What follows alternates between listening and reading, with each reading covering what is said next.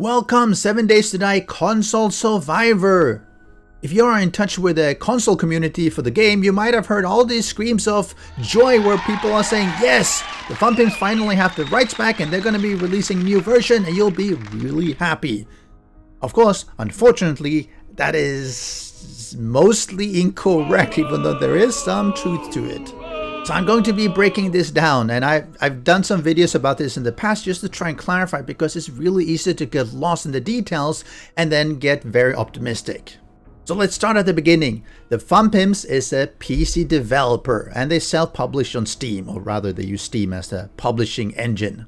Because they're not a console developer or publisher, they engage Telltale, who paid them a bunch of money. Telltale, being a publisher, don't do development. They hired Iron Galaxy. Iron Galaxy is the developer who's been doing a lot of PC ports to console. So far so good, worked well. Iron Galaxy made the port, gave it to the publisher, who published it to, well, all of you who bought the console version. Unfortunately, Telltale went bankrupt. At that point, the Fun Pimps regained their rights to their intellectual property, because the licensing to Telltale was terminated. However, all the ported code, all the publishing and management that Telltale had with, say, Sony and Microsoft for the consoles, that part that Fun Pimps did not own and they didn't have access to.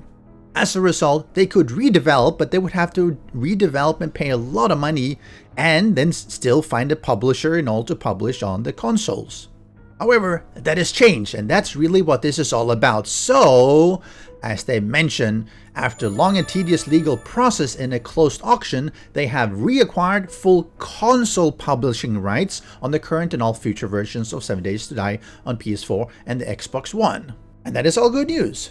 However, they also mention that they are a PC developer and publisher. They don't have the resources or expertise to do an update to the console or even develop that. And again, that's really why they used Telltale previously, who used Iron Galaxy. And that's really where the rub is, because developing a full version is really time consuming, which is resource consuming and costs a lot of money. They're now going to be re-evaluating if that is worthwhile, because if they spend millions on developing and publishing on console and they don't sell enough copies, they lose money. And of course, no company wants to do that.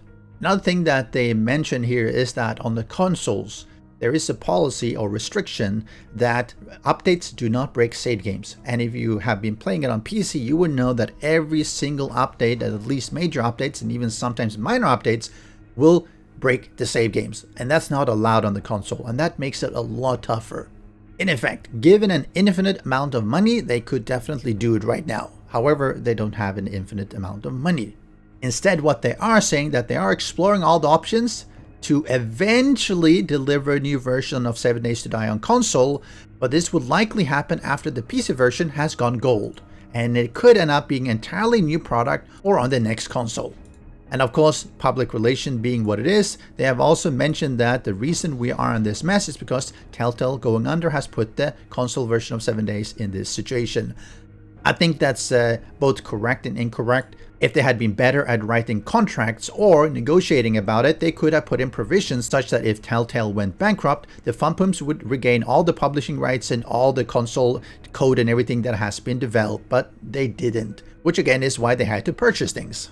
So where does that leave us? So my reading of all this is that any console version will definitely wait until the PC version is completed. This means 2 years, maybe 3 years, who knows? It's not going to be in the next half year or 1 year. Secondly, it might not at that point make sense to backport, say, an Alpha 25 version to what is now on console, which is an Alpha 15 version, and making it compatible. What I would expect to happen is the Fun Pimps to look into developing a new version of 7 Days to Die after they've gone gold on PC, but it will be an entirely new version for the next gen version of the console, meaning that people on console on the current version are stuck there. They want a better version, they'll have to buy a new version of their console and a new version of the game, because it will be effectively a new game. And in short, I would call that a good news and bad news. It's good news that they will be able to do that in the future, but that might be 3, 4, 5 years down the line.